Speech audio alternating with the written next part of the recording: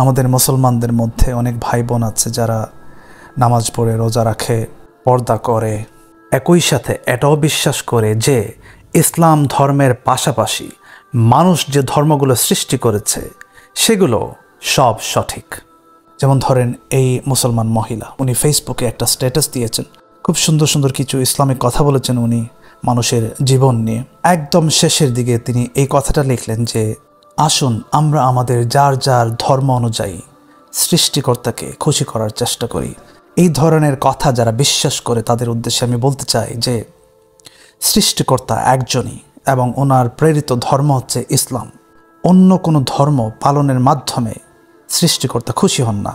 ওনার এই পোস্টে আমি কমেন্ট করে জানিয়ে দিয়েছি যে ওনার এই তত্ত্বটি ভুল, এবং পরবর্তীতে উনি ওনার ভুলটি বুঝতে পেরে উনি ওনার লেখাটা পরিবর্তন করেছেন এবং সঠিক তথ্য দিয়েছেন এবং আমাকে ধন্যবাদ জানিয়েছেন।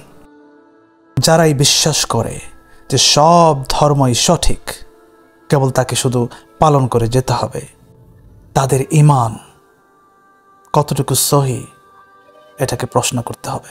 সব ধর্মই যে সঠিক এটা যদি কারো বিশ্বাস হয়ে থাকে তাহলে তাহার ঈমান চলে যাবে।